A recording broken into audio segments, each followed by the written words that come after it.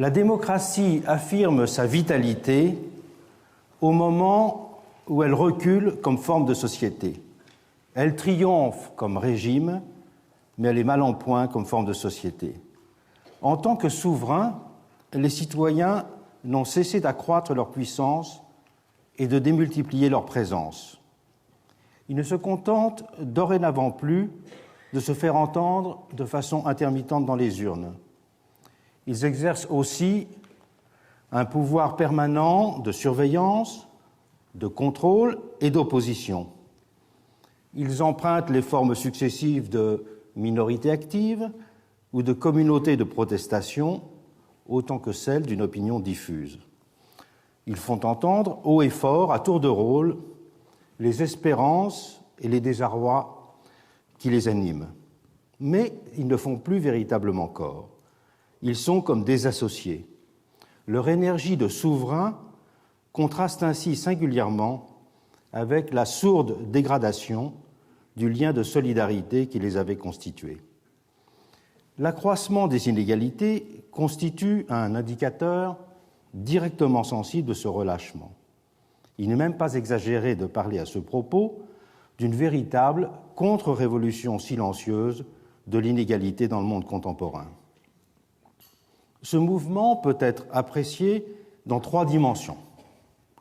L'accroissement des inégalités économiques proprement dites, mais aussi la crise du prélèvement fiscal et la baisse des taux de l'imposition progressive du revenu. Et, parallèlement, la crise de légitimité de l'État-providence. La croissance des inégalités économiques dans les différents pays a été documentée dans de multiples travaux, notamment ceux d'Anthony Atkinson, de Thomas Piketty et d'Emmanuel Saez. Thomas Piketty sera d'ailleurs l'invité du séminaire cette année. Ces travaux portent sur les inégalités mesurées tout au long du XXe siècle et permettent de bien prendre la mesure d'un phénomène essentiel. C'est le lent mouvement de réduction des inégalités qui a caractérisé la première moitié du XXe siècle et ensuite l'accroissement de ces inégalités à partir des années 1970-1980. Et sur la période plus récente aussi, les données sont extrêmement nombreuses. Et elles convergent toutes pour souligner la part prise par l'accroissement spectaculaire du 1% des rémunérations les plus élevées dans la constitution du phénomène, qu'il s'agisse des rémunérations de traders, de grands patrons, de sportifs ou de vedettes du showbiz, peu importe. Et symétriquement, le nombre de personnes touchant les rémunérations les plus faibles, comme celle des salariés au SMIC en France, s'est accru. En France, un salarié sur 5 est ainsi actuellement payé au voisinage du SMIC. Ces écarts croissants de revenus ont bien sûr entraîné une concentration accrue des patrimoines. Aux États-Unis, ce sont ainsi 20% des individus qui possèdent actuellement 93% de tous les avoirs financiers. Bien sûr, le patrimoine immobilier est plus également réparti, mais c'est ce patrimoine dont la valeur a été fortement contractée dans les dernières années. La mesure de ces inégalités pose évidemment d'importants problèmes de méthode sur lesquels je ne peux pas m'étendre. Je vous renvoie sur ce point au remarquable ouvrage de Marc Barbu, La mesure des inégalités, ambiguïté et paradoxe. Marc Barbu est le mathématicien qui a fondé à l'École des hautes études le Centre d'études mathématiques appliquées aux sciences sociales. Et cette question des inégalités ne se limite évidemment pas aux questions de revenus et de patrimoine, mais toutes ces indications sur ces différentes formes d'égalité sont facilement documentables, tant la littérature est abondante sur le sujet. Ces données manifestent une rupture avec ce que l'on pourrait appeler la précédente culture de la réduction des inégalités des années 1950 à 1970, tout particulièrement. En France, par exemple, les plans en avaient fait un de leurs objectifs centraux. Il y a une célèbre commission de la réduction des inégalités qui a notamment joué un rôle essentiel dans la préparation du 6e plan. Et en Amérique même, Peter Drucker, qui était considéré comme le pape du management, dont toutes les grandes entreprises s'arrachaient les conseils, invitait ses clients à ne pas dépasser une échelle salariale de 1 à 20 entre le management et l'employé le moins bien récupéré de la compagnie. C'est une thèse qu'il a défendue aussi dans son ouvrage « Au-delà du capitalisme » qui est traduit en français en 1993. Cette envolée des inégalités ne peut être séparée, bien sûr, du mouvement de révolte fiscale dont l'Amérique a donné le signal à la fin des années 1970 et qui a partout conduit à réduire considérablement les taux supérieurs d'imposition des revenus. Pour en donner une image rapidement, parce que là aussi c'est un sujet très documenté, en Suède, le taux marginal supérieur d'imposition du revenu était encore de 87% en 1979. Il a été réduit à 51% dès 1983. En Grande-Bretagne, ce taux est passé de 83% en 1977. Je prends cette date de 1977 parce que c'est l'année de la mort de Crosland, qui était le travailliste qui avait ranimé l'esprit fabien en publiant les nouveaux esprits fabiens. Donc ce taux est passé de 83% en 1977 à 40% en 1999. Et des chiffres de même nature pourraient être donnés pour tous les pays. C'est ainsi le consentement à l'impôt redistributeur qui s'est trouvé partout remis en cause, au moment où la légitimité redistributrice de l'État-providence se trouvait simultanément ébranlée. Si c'est l'impatience des inégalités, pour reprendre une célèbre formule de Roederer, le constituant, qui avait été, en 1789, le moteur du basculement de la modernité, tout se passe comme s'il y avait aujourd'hui une forme de tolérance implicite face à celle-ci, au-delà, bien évidemment, des cas les plus universellement décriés de bonus extravagants ou de rémunérations démesurées. Plus précisément, le sentiment diffus que les inégalités sont trop fortes voisine aujourd'hui avec une acceptation informulée de leurs multiples expressions spécifiques, autant qu'avec une sourde résistance à les corriger pratiquement. D'où le fait qu'un mécontentement social susceptible d'être largement majoritaire puisse se lier à une passivité pratique face au système général des inégalités. Passivité souvent aigrie ou résignée, mais débouchant bien in fine sur un consentement à l'ordre des choses. Je propose d'appeler paradoxe de Bossuet cette situation dans laquelle des hommes déplorent en général ce qu'ils acceptent en particulier. Bossuet disait en effet fameusement que Dieu se rit des hommes qui se plaignent des conséquences alors qu'ils en chérissent les causes. Et dans les sciences sociales, ce paradoxe que j'appelle de Bossuet peut aussi être compris sur le mode des effets de composition tel qu'il a été étudié par Manke-Rolson. Les mécontentements peuvent additionner des appréciations hétérogènes en effet, alors que les objets ou les raisons d'agir doivent être positivement déterminés. Il résulte de ce paradoxe de Bossuet ce qu'on peut appeler un effet d'impuissance, le sentiment de se trouver devant une situation face à laquelle on reste passif sans avoir l'intelligence de sa paralysie. Ce phénomène est révélateur de ce que j'appelle une crise de l'égalité. Cette crise de l'égalité se manifeste de différentes façons. Par un divorce de la sensibilité égalitaire au premier chef. Il y a une attention générale qui est portée aux discriminations, tandis que la question des inégalités économiques fait l'objet d'appréciations plus contrastées.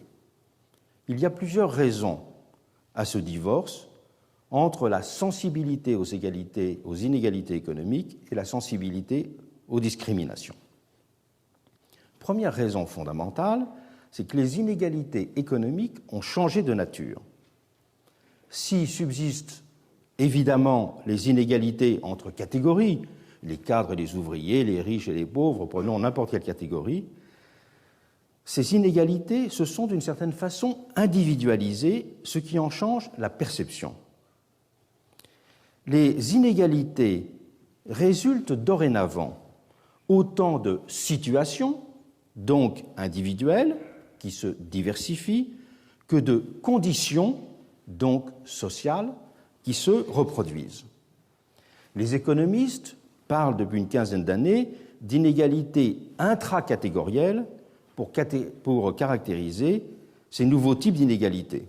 Et c'est un thème que j'ai moi-même développé dans un livre avec Jean-Paul Fitoussi, Le nouvel âge des inégalités, paru en 1995. Ces inégalités intracatégorielles, ces nouvelles inégalités, peuvent être à la fois les plus durement ressenties, car elles font ressortir des variables de trajectoire personnelle qui sont susceptibles d'être jugées marquées par l'échec personnel, la malchance ou l'injustice. Mais elles sont aussi susceptibles d'être plus facilement acceptées si elles sont rapportées à ce qui est perçu comme des différences de mérite socialement reconnues. Il y a de la sorte une diffraction du jugement social sur les inégalités.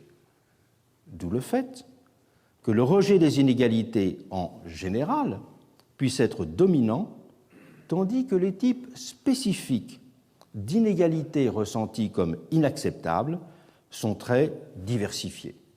Alors qu'à l'inverse, il y a convergence, on pourrait dire naturelle ou spontanée, des deux appréciations dans le cas des inégalités traditionnelles, c'est-à-dire des inégalités catégorielles, ou encore, disons, des inégalités de classe. Deuxième raison de ce divorce, c'est que les discriminations, quant à elles, sont plus facilement appréhendées dans des catégories universalisables. Demande de respect ou de reconnaissance, refus du mépris, par exemple. Pour deux raisons. D'abord, ce sont des biens relationnels, pour employer le langage du sociologue. Des biens relationnels sont des biens qui ne prennent leur pleine consistance que partagés par tous. Ce sont aussi, pour parler là le langage non plus des sociologues mais des économistes, des biens non rivaux, c'est-à-dire des biens dont tous peuvent profiter sans que nul n'en ait une part diminuée. Vous savez, les économistes, pour exemplifier cette théorie des biens rivaux, donnent deux exemples classiques. C'est l'exemple de l'amour maternel. L'amour maternel n'est pas diminué si le nombre d'enfants augmente. Donc c'est un bien non rival. De la même façon, un très grand nombre de biens immatériels sont des biens non rivaux. La transmission par télévision hertzienne ou satellite est de même qualité, quel que soit le nombre de personnes qui le regardent. Donc c'est un bien non rival. D'une façon générale, beaucoup de biens sentimentaux ou immatériels peuvent être considérés comme non rivaux. De la même façon, des biens naturels. Le soleil brille pour tout le monde. Et le fait de se faire bronzer ne transforme pas en cachet d'aspirine son voisin. Donc les inégalités de cette nature, ces biens de cette nature, font qu'ils peuvent profiter à tous sans que personne ne s'en trouve privé. Alors que les inégalités économiques de leur côté affectent par définition des biens rivaux. On peut souligner que cette nouvelle sensibilité égalitaire est liée, dans la double mesure de ces évolutions, à l'avènement de ce que j'appelle une économie de la particularité et ce que j'appelle également une société de la singularité. Avènement d'un nouveau mode de production d'abord. Il rompt avec l'ancienne économie de la généralité. Le capitalisme moderne, tel qu'il s'était développé à partir de la révolution industrielle, avait en effet consisté en une gigantesque entreprise de standardisation du monde économique. Et Marx sera le premier à proposer un cadre interprétatif d'ensemble à la grande mutation économique de cette époque, la mutation de la généralité, en montrant comment la valeur d'échange avait supplanté la valeur d'usage. Alors que la notion de valeur d'usage fait référence à la pluralité et à la complexité des liens que les hommes entretiennent avec les choses, qui les établit dans leur particularité, le capitalisme ramène au contraire ces rapports à une unique dimension, celle de la valeur d'échange. Le capitalisme, pourrait-on dire, généralise pour cela le monde. Il l'abstractise. À cette économie de la généralité, constituée par le développement du monde industriel, a correspondu la production d'une société de masse. La société a commencé à se constituer en classes et non plus en ordre, formant des identités nouvelles, modelées par le système productif et organisées en fonction de cet impératif de généralité. Économie et société de la généralité ont ainsi marché de pair. Parce qu'elle est fondée sur la connaissance, la nouvelle économie moderne est à l'inverse une économie de la particularité. Elle consiste à rassembler de façon flexible des compétences qui présentent à chaque fois des caractères spécifiques. Il suffit de se plonger dans la littérature managériale contemporaine pour prendre la mesure de ce bouleversement.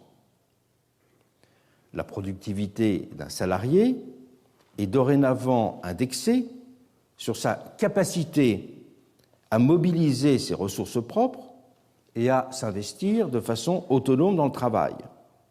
Il ne lui suffit plus de se conformer à des prescriptions générales pour remplir sa fonction. Il doit toujours être en mesure de s'adapter aux changements, d'innover, de répondre à l'imprévu en résolvant des problèmes qui surgissent en permanence. C'est de cette façon qu'un capitalisme d'innovation a succédé au précédent capitalisme d'organisation. Cette mutation d'un capitalisme d'organisation à d'un capitalisme d'organisation vers un capitalisme d'innovation s'est traduit par une chose très simple, c'est que si l'on regarde la liste des grandes entreprises internationales entre 1950 et 1970, elle n'a pratiquement pas bougé. Et si l'on compare avec la situation des grandes entreprises mondiales 30 ans après, on voit qu'elle était totalement bouleversée. Et cette mutation a joué un rôle essentiel pour individualiser les carrières et les situations dans l'ordre économique. Et l'avènement d'une société de la singularité à côté de cette économie de la particularité a correspondu de son côté à l'attention plus forte portée aux trajectoires individuelles. C'est le nouveau mode d'expression qu'a prise l'idée de similarité dans le monde contemporain. La société des semblables est devenue la société de l'égalité des singularités. L'appréhension de l'égalité comme qualité d'une société de semblables n'a certes rien perdu de son actualité. La forme ressentie comme la plus insupportable d'inégalité reste toujours liée au sentiment de ne pas être traité comme un être humain, d'être rejeté hors du cercle, considéré, comme l'on dit, comme moins que rien. Et l'idée d'égalité se confond dans ce cas avec la revendication d'être regardé comme quelconque, confondu avec les autres, de ne pas être assigné à une spécificité excluante. Elle s'apparente, en un mot, à une forme d'indistinction. Être reconnu comme un semblable, c'est être reconnu pour la généralité d'humanité qu'il y a en soi. Et la notion d'humanité renvoie bien en son origine à une qualité d'unité comme indistinction. Il s'agit donc d'une similarité universalisante. Si elle est toujours essentielle, cette appréhension de l'égalité s'est cependant complexifiée et élargie. Elle se lie ainsi également dorénavant au désir d'être regardé par autrui dans sa singularité, avec son histoire et ses caractéristiques propres, de ne pas être considéré, selon l'expression populaire traditionnelle, comme un numéro.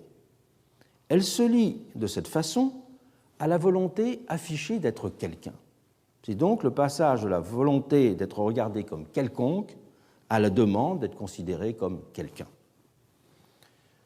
Le divorce de la sensibilité égalitaire, avec la difficulté qu'il implique de penser dans un même cadre la redistribution et la reconnaissance, pour employer ces termes classiques de la sociologie politique, n'est pas la seule dimension de la crise de l'égalité. Cette dernière consiste aussi en ce qu'on pourrait appeler une perte du sens commun. En témoigne la multiplication des mécanismes de sécession, de séparatisme, de ghettoisation, comme l'on dit, qui sont partout à l'œuvre. Ces mécanismes ont induit ce qu'on pourrait appeler une dénationalisation des démocraties. Cette dénationalisation consiste en une réduction des espaces pertinents de la solidarité qui s'opère sur un double mode. Par le haut, avec la tendance à la réduction de la taille des nations, ce que les économistes appellent le downsizing des nations.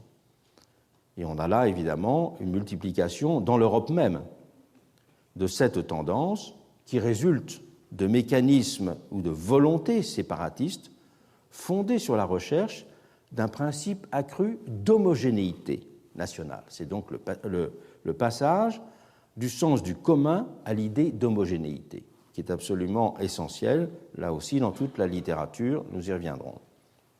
Et par le bas, cette dénationalisation, avec la renaissance de la figure du citoyen propriétaire.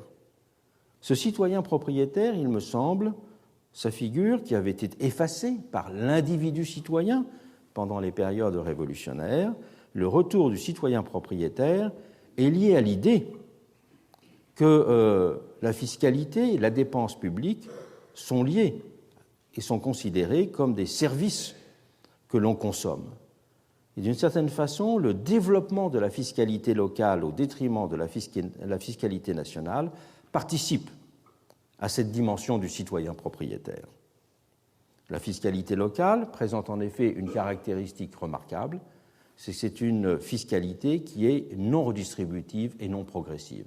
Elle est strictement proportionnelle aux biens possédés par les personnes, ces biens étant représentés par la valeur des propriétés ou des terrains qu'ils possèdent. On peut dire de cette façon que le citoyen propriétaire est une figure très différente de l'individu citoyen. Cette distinction du citoyen propriétaire dans l'exercice de la vie communautaire locale et du citoyen individu au niveau national ne s'est d'ailleurs opérée que très lentement. Il faut en effet attendre, par exemple, la grande loi municipale de 1884 pour que les propriétaires les plus importants d'une commune ne soient plus adjoints au conseil municipal en matière de décisions d'investissement importants. Jusqu'en 1884, en effet, dans un conseil municipal, les électeurs les plus imposés sont adjoints au conseil municipal lorsqu'il s'agit de prendre des décisions d'investissement importantes. C'est bien dire que les décisions du conseil municipal sont des décisions de gestion presque d'ordre syndical, au sens d'intérêts communs locaux, et non pas la manifestation d'une forme de citoyenneté. On peut dire de cette façon que la crise de l'égalité procède du fait que les trois composantes de toute relation d'égalité, la similarité, la réciprocité et la communalité, se trouvent dorénavant désaccordées. La relation sociale d'égalité s'est étiolée en ne trouvant plus de formulation correspondant à ces deux dernières dimensions, la réciprocité et la communalité, sapant d'autant plus la légitimité des actions de redistribution que le principe de similarité s'exprime dorénavant sur le mode privilégié d'une égale valorisation des singularités. Appréhendée dans ses différentes dimensions, la crise de l'égalité constitue bien un fait social total. Elle est indissociablement intellectuelle et morale, économique et sociale, anthropologique également. On pourrait dire, enfin, qu'elle est aussi politique, tant la définition de la gauche, par exemple, se rapporte au fait qu'elle se considérait historiquement comme le parti de l'égalité ou de l'État-providence. Cette crise de l'égalité résulte de l'apparition d'un nouveau monde qui n'a pas encore imaginé sa figure démocratique d'avenir et ses règles de constitution. D'où le triomphe de ce qu'il est convenu d'appeler le néolibéralisme.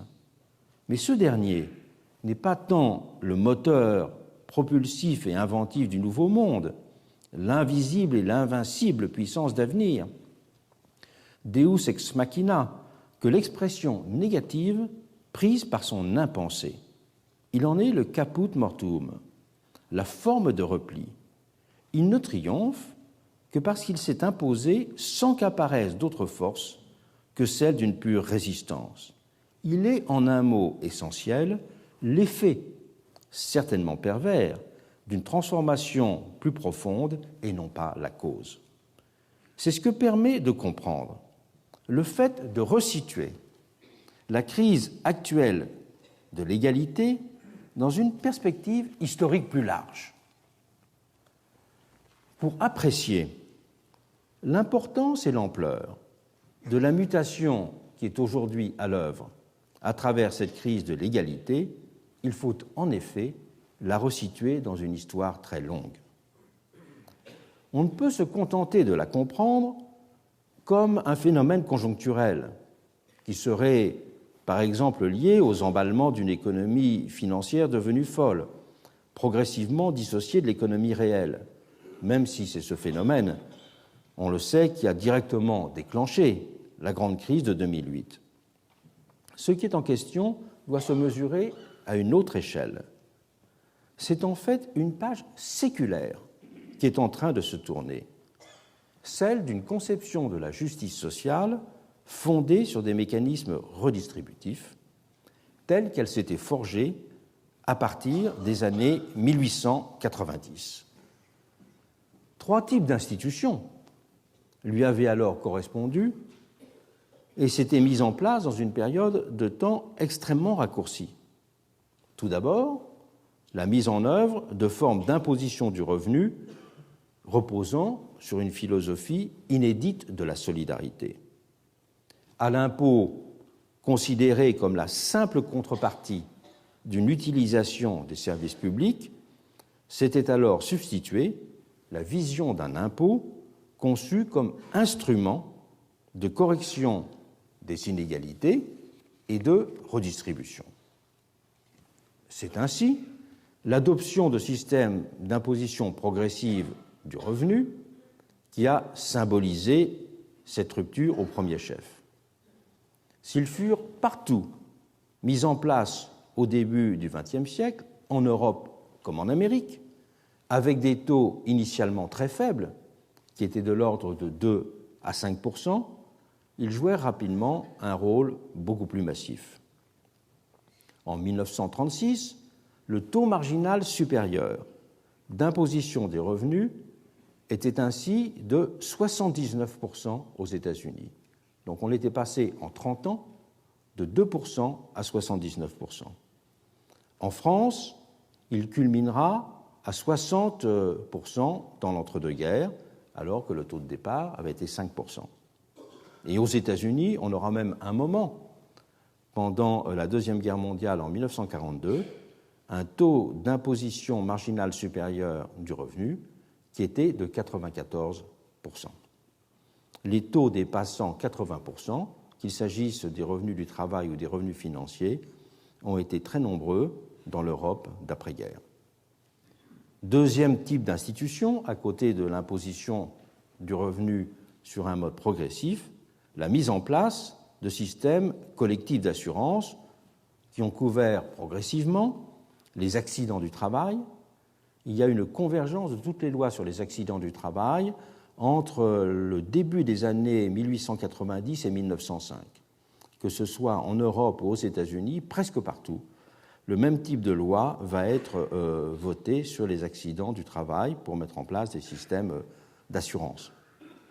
Et ces systèmes d'assurance couvriront ensuite la maladie, l'invalidité, le chômage. Et ces différentes façons de fonder des formes de sécurité sociale avaient toutes en commun d'envisager comme des risques, donc des risques objectifs, les facteurs de pauvreté, et non plus comme la condition, la conclusion de comportements individuels, et donc de les traiter en conséquence par des techniques assurantielles. On peut dire que le propre de la technique assurantielle, c'est de consister en une socialisation de la notion de responsabilité. Troisièmement, développement d'institutions destinées à réguler la condition salariale. Adoption, par exemple, de procédures de négociation collective, reconnaissance officielle des syndicats, législation sociale protectrice en matière de salaires minimaux, de procédures de licenciement, etc. C'est une véritable révolution qui s'est opérée de la sorte autour des années 1890-1920. En moins de 30 ans, le paysage législatif et le paysage social sera ainsi partout bouleversé. Révolution qui sera ensuite renforcée et consolidée avec l'important cycle des réformes qui suivra la fin de la Seconde Guerre mondiale et qui se prolongera jusqu'à la fin des années 1970. Il est devenu habituel d'employer le terme de social-démocratie pour qualifier cet ensemble d'institutions dont le trait essentiel est d'avoir, sur différents modes, un caractère de socialisation redistributive et régulatrice. Mais c'est une dénomination qui est largement trompeuse. Si les pays d'Europe du Nord, qui ont mis en place les modalités les plus avancées de ces systèmes redistributifs, ont longtemps été gérés par des gouvernements de cette orientation, ces institutions ont été beaucoup plus largement adoptées. Dans les années 1890-1900, les républicains sociaux en France ou les nouveaux libéraux anglais, pour ne prendre que ces deux exemples, avaient lancé le mouvement. Et l'État keynésien de New Deal prendra la même direction, outre-Atlantique. La révolution de la redistribution a donc marqué la modernité démocratique de l'Occident dans son ensemble. La rupture qui est à l'œuvre ne saurait pour cela s'appréhender comme un simple retour en arrière, même si des moments de mutation sont toujours structurellement traversés par de vives oppositions idéologiques et une intensification des conflits sociaux. Les expressions immédiates de réaction et de résistance s'imposant alors comme les réponses les plus simples et les plus immédiates à un dérèglement de l'ordre existant. À l'aube du XXIe siècle, on pouvait par exemple ainsi entendre un dirigeant du patronat français exercer dans cet esprit ses pairs à défaire méthodiquement les acquis issus de l'esprit de la libération. Je le cite alors qu'il était interrogé sur la liste des réformes opérées. Il disait « La liste des réformes, c'est simple. Prenez tout ce qui était mis en place entre 1944 et 1952, sans exception. Elle est là. Il s'agit aujourd'hui de sortir de 1945 et de défaire méthodiquement le programme du Conseil national de la résistance. » Ces mots de Denis Kessler ont été reproduits dans un article de 2007. Cet aspect est évidemment frappant, mais cette rupture, elle vient cependant de beaucoup plus loin. Elle a deux vecteurs essentiels, d'ordre historique et politique d'une part, et d'ordre social et économique d'autre part. Ces vecteurs correspondent à l'inversion des facteurs qui a ouvert la voie à ce que Polanyi avait appelé la grande transformation. Dans l'ordre historique et politique, les facteurs qui avaient accompagné et facilité la révolution de la redistribution se sont dissipés. La peur des révolutions avait ainsi beaucoup fait pour amener des gouvernements de droite à accepter l'idée de changement, rendant possible la formation d'un certain consensus réformateur. Alors que de l'autre côté, alors que les partis socialistes faisaient dans les années 1890, notamment en Allemagne, une percée électorale spectaculaire, percée souvent liée à l'élargissement du droit de suffrage d'ailleurs, les partis conservateurs avaient vu dans l'adoption de réformes le moyen d'exorciser le spectre d'une prise du pouvoir par la gauche. Et le premier à théoriser cette stratégie dans l'Allemagne des années 80 avait bien sûr été Bismarck. De l'autre côté, l'espace social-démocrate s'était ouvert sur la base d'une double rupture. Rupture d'abord avec l'utopie communiste d'une égalité contrainte par l'absorption de l'individu dans une communauté. Et rupture ensuite avec les dérives d'une égalité conçue sur le mode d'une identité et d'une homogénéité à consonance nationaliste, xénophobe ou protectionniste. Et à la fin du XIXe siècle, les socialistes européens, séparément dans chaque pays et de façon répétée dans l'ensemble des congrès internationaux, avaient ainsi dénoncé le protectionnisme en même temps qu'ils adoptaient une stratégie en rupture avec la vision d'un grand soir. Dans la perspective révolutionnaire classique, il faut le rappeler, il n'y avait en effet aucune place pour une visée de l'action consistant à réduire les inégalités. On estimait en effet qu'une société radicalement nouvelle adviendrait un jour, et même un jour très prochain. C'était toute la théorie catastrophiste du capitalisme. Et que donc, il était vain de songer à vouloir améliorer les salaires, mais qu'il fallait attendre la révolution qui, elle, ferait advenir un monde et une humanité totalement réconciliés. Et une certaine convergence s'était de la sorte opérée entre la peur des gouvernements conservateurs et la transformation de ce qui deviendra la social-démocratie. Et un facteur, de son côté historique, avait aussi joué un rôle tout à fait essentiel pour faciliter l'avènement de ce moment redistributeur, c'est celui qui tient au rôle des deux guerres mondiales dans le renforcement du contrat social. Les millions de morts sur le continent européen avaient conduit les hommes à considérer autrement ce qui les unissait. Orwell avait une formule très parlante, il disait « Si la guerre ne vous avait pas tué, cela vous entraînait au moins à commencer à réfléchir. » Et l'expérience des combattants avait bien sûr été la plus forte.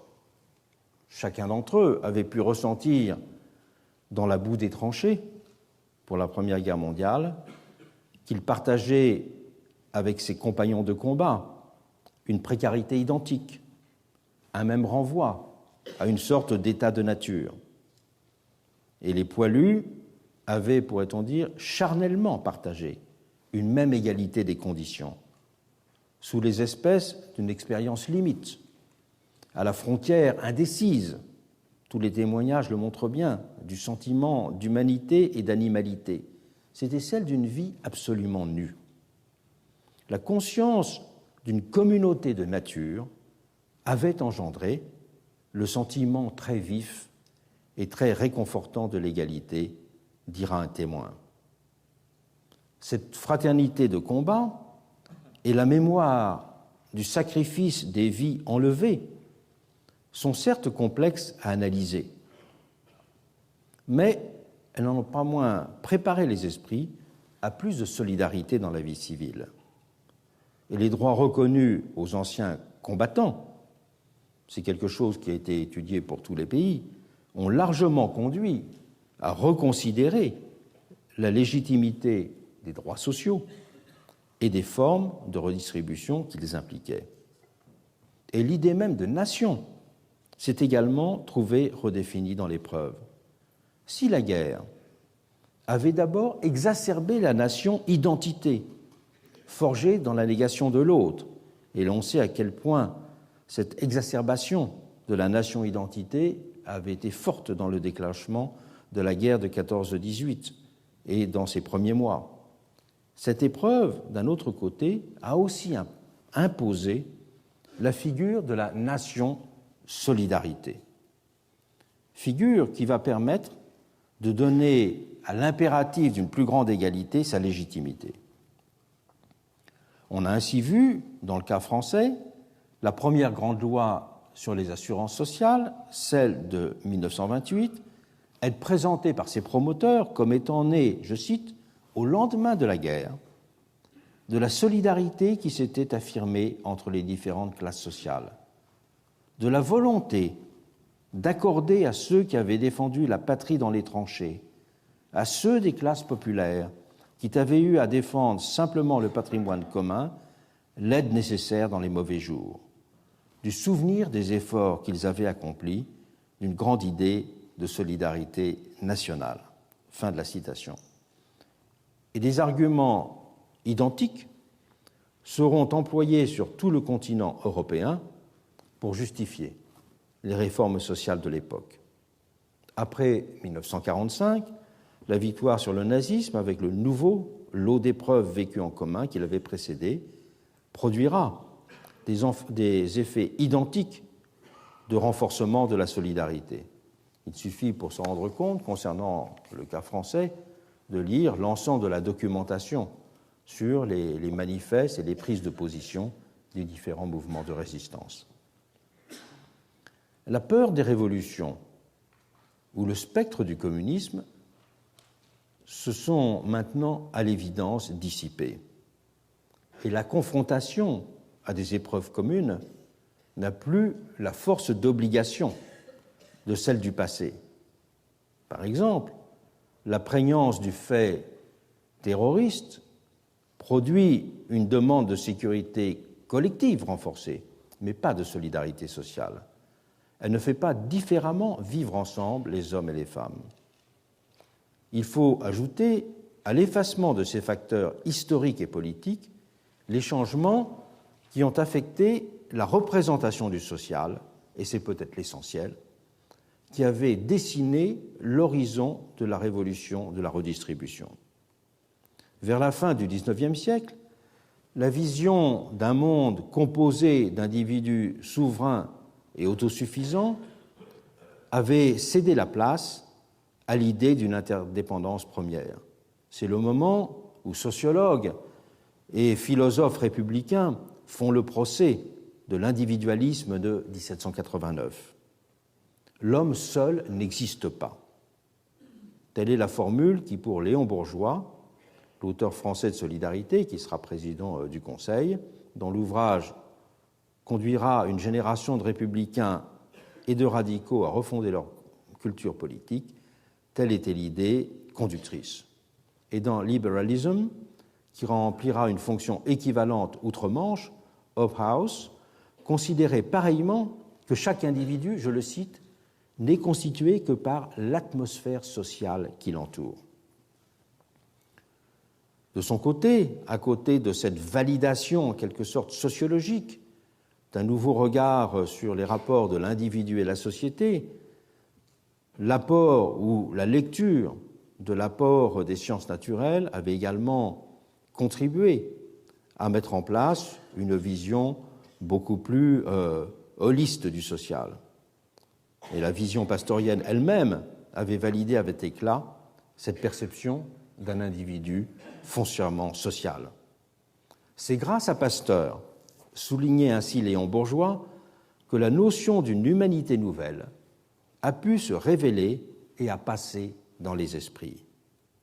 C'est lui qui a fait concevoir plus exactement les rapports qui existent entre les hommes. C'est lui qui a prouvé d'une façon définitive l'interdépendance profonde qui existe entre tous les êtres. C'est lui qui, en formulant d'une façon décisive la doctrine microbienne, a montré combien chacun d'entre nous dépend de l'intelligence et de la moralité de tous les autres. C'est lui, Pasteur, qui nous a fait comprendre comment chacun de nos organismes individuels, par l'innombrable armée des infiniment petits qu'il recèle, monte, pour ainsi dire, à l'assaut de tous les organismes du monde. C'est lui qui, par la suite, nous a appris notre devoir mutuel. Les notions de droit et de devoir, de mérite et de responsabilité, d'autonomie et de solidarité allaient se retrouver complètement redéfinies dans ce nouveau cadre. Devenu pensable, le projet d'une égalité-redistribution pouvait entrer dans le champ du possible. On ne peut ainsi séparer l'introduction de l'impôt progressif sur le revenu ou les modifications de la fiscalité sur l'héritage de la diffusion de l'idée de dette sociale, telle qu'un Léon Bourgeois, toujours, l'avait formulée dans l'ouvrage Solidarité. Pour lui, tout homme naissait débiteur de la société. Chaque individu devait en effet quelque chose au travail accumulé de l'humanité tout entière. Il venait au monde chargé d'obligations de toutes sortes envers la société. C'était vrai pour les plus humbles. Celui qui a inventé la charrue laboure encore invisible à côté du laboureur, et met ainsi à rappeler le philosophe Fouillé, une des grandes références intellectuelles et morales pour tous les républicains de l'époque, formule qui fera date. Mais ce l'était encore davantage pour ceux qui bénéficiaient de positions plus avantageuses. D'où la nécessité de ce que Fouillé avait appelé dans la science sociale contemporaine, son ouvrage fondateur, une justice réparative. Même aux États-Unis, Richard Ely, le grand théoricien et protagoniste de l'impôt progressif sur le revenu, justifiera de son côté la redistribution en disant « Il n'y a rien, il n'y a pas de chose qui ressemble à une production individuelle de richesse qui existe dans le monde moderne. » Il n'y a pas de production individuelle de richesse dans le monde moderne. L'égalité-redistribution, qui s'était imposée comme figure, reposait de la sorte sur une vision triplement universaliste. Universalisme de la vision d'une société de semblables, et l'on sait que la formule est employée à plusieurs reprises par Léon Bourgeois, qui y tenait. Universalisme d'un principe de réciprocité, appréhendé sous le mode de la technique assurantielle, et universalisme de la vision d'une communauté sociale et politique impliquant également tous les individus à travers la théorie du quasi-contrat, encore une des grandes idées de Bourgeois, autant qu'à travers la vision organique du social. Se trouvait de la sorte pleinement légitimée l'idée d'une nécessaire redistribution correctrice. Et c'est aussi cette dernière représentation que l'on peut qualifier d'organique du social qui a pris congé aujourd'hui. Suffit-il pour autant de parler d'une simple décomposition liée à la montée en puissance d'un individualisme toujours plus prononcé? Il me semble que la crise contemporaine de l'égalité présente des traits beaucoup plus complexes que l'invocation très générale du terme individualisme masque plutôt qu'elle n'explique. On ne peut en mesurer pleinement la portée et en comprendre les conséquences et en penser les conditions de résolution que si on la resitue à son tour dans une histoire et une théorie générale encore plus large de l'égalité.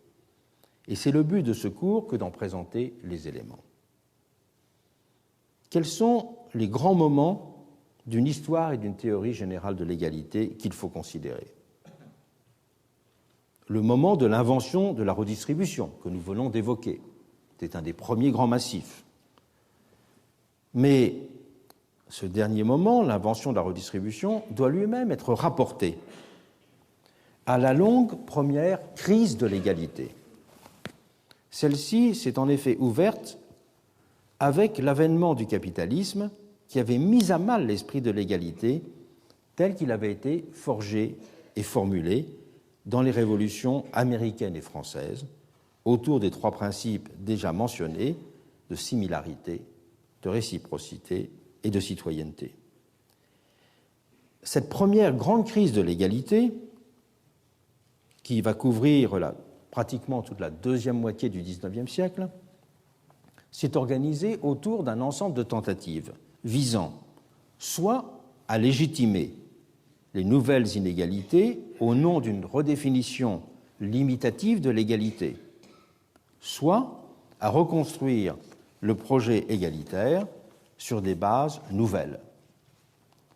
Dans le moment de cette première grande crise de l'égalité, ont ainsi émergé la vision communiste d'une société ayant aboli la concurrence et totalement intégré les individus dans un monde communautaire, résolvant sur ce mode la question de l'égalité.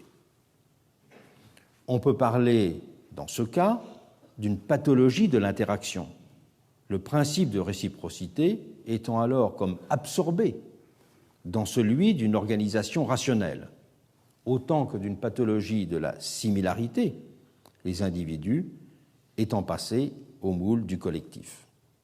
À côté de cette vision communiste, ont progressivement émergé, un petit peu plus tard dans le siècle, des formes de réduction de l'idée d'égalité à celle d'identité, avec la constitution du national-protectionnisme et d'une façon générale avec le développement du nationalisme redéfini sur un mode identitaire et non plus défini sur un mode patriotique comme c'était le cas au moment de 1848 par exemple, ou encore une idée d'égalité réduite à celle d'homogénéité avec les différentes figures instituantes de racisme ou de xénophobie.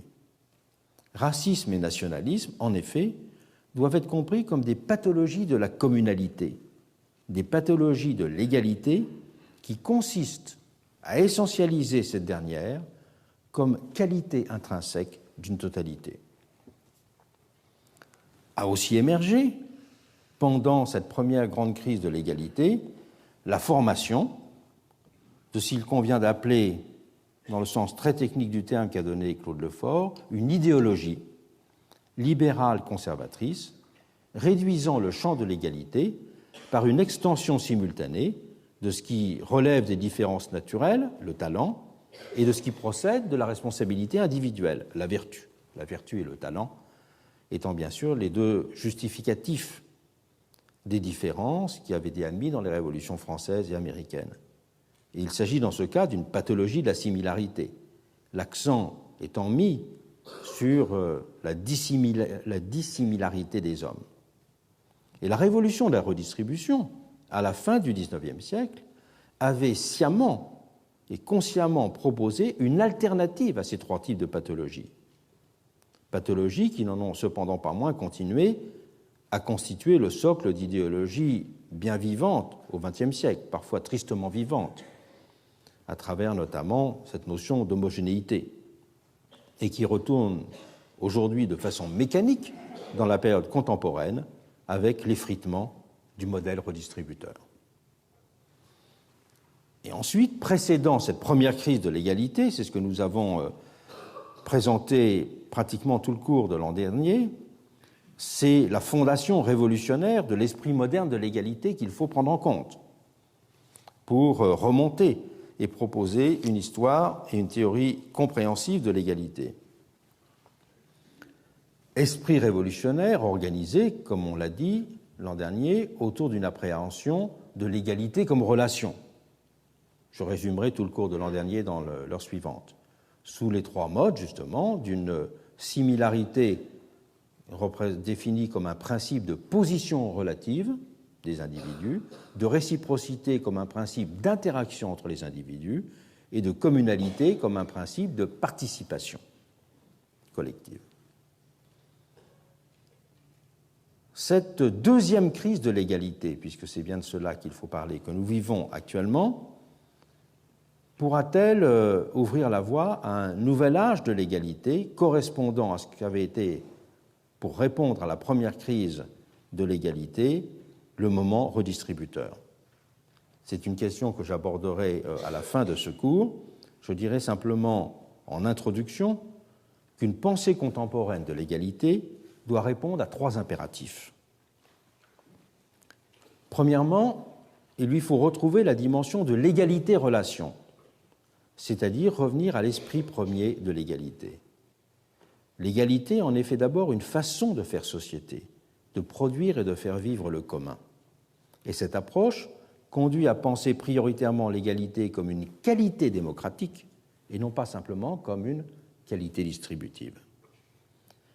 Cela conduit à recomprendre complètement les rapports du socialisme et de la démocratie, en rappelant une chose très intéressante, c'est que la première occurrence du terme de socialisme, contrairement à ce que disent les manuels classiques des idées, qui rappellent que c'est Pierre Leroux qui le premier a employé le mot socialisme dans un article bien connu de 1830. Non, le premier à avoir projeté d'écrire un traité de socialisme, quelques années avant la Révolution, c'était Sieyès. Et Sieyès, à travers cette notion de traité de socialisme, définissait le socialisme comme l'art de faire vivre ensemble les individus. Et je vous le rappellerai, ça, mais cela venait de toute une littérature technique et juridique sur la discussion du droit naturel en Italie. C'est au cours de cette discussion sur le droit naturel en Italie que le mot socialisme était prononcé la première fois dans des discussions techniques des années 1770, discussions que connaissait Sieyès, et c'est pour cela qu'il a eu l'idée de faire ce traité de socialisme, je dirais, dans ce sens très, très particulier. Deuxièmement, deuxième condition, c'est qu'on ne doit pas confondre théorie de l'égalité et théorie de la justice. Les théories de la justice se distinguent d'une théorie de l'égalité d'une double façon, par leur objet autant que par leur méthode. Leur objet est celui des biens, et non pas des relations. Et c'est dire, en conséquence, qu'une théorie de la justice s'intéresse aux individus et aux distributions relatives entre ces individus, et non pas aux formes sociales. Je rappelle d'ailleurs que cette question avait été au centre des toutes premières discussions sur l'œuvre de Rawls. Le premier grand livre critique sur Rawls, publié juste 2 ans après la publication de la théorie de la justice, c'était le livre de Michael Sandels, Les limites de la théorie de la justice, qui insistait justement sur ce point précis. Et quant à la méthode, elle n'est pas de même nature non plus. La méthode des théories de la justice est négative.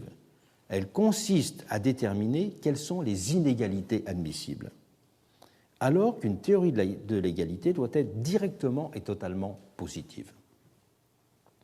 Les théories de la justice sont des théories de l'inégalité et non pas des théories de l'égalité. C'est ce qui fait la différence avec les théories de l'égalité. Troisièmement, une théorie de l'égalité doit s'appuyer sur des principes universels ou universalisables. Similarité, réciprocité et communalité, je l'ai déjà dit, ont cette qualité.